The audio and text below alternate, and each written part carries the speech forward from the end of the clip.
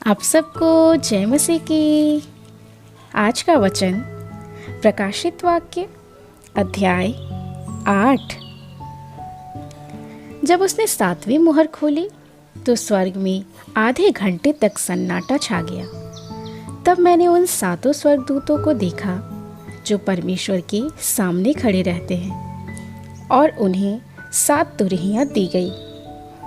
फिर एक और स्वर्गदूत सोने का धूपदान लिए हुए आया और वेदी के निकट खड़ा हुआ, और उसको बहुत धूप दिया गया कि सब पवित्र लोगों की प्रार्थनाओं के साथ सोने की उस वेदी पर जो सिंहासन के सामने है चढ़ाए।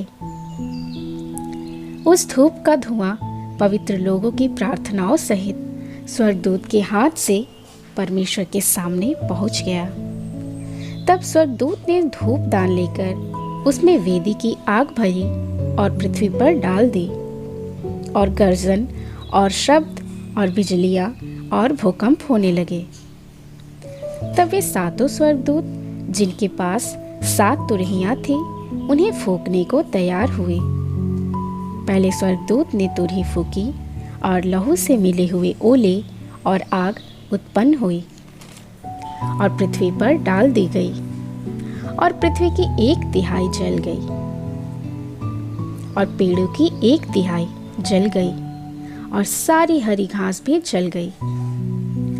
दूसरे स्वर्गदूत ने तुरही फूंकी, जो मानो आग सा जलता हुआ एक बड़ा पहाड़ समुद्र में डाला गया, और समुद्र का 1/3 लहू हो गया, और समुद्र के 1/3 प्राणी मर गए, और 1/3 जहाज नष्ट हो गए।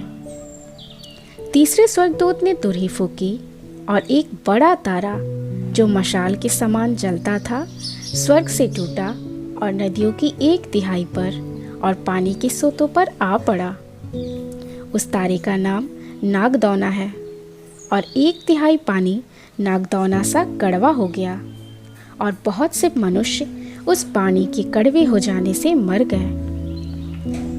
चौथे स्वर्गदूत ने तुरही फूंकी, और सूर्य की 1/3 और चांद की 1/3 और तारों की 1/3 पर आपत्ति आई, यहाँ तक कि उनका 1/3 अंग अंधेरा हो गया, और दिन की 1/3 में उजाला न रहा, और वैसे ही रात में भी।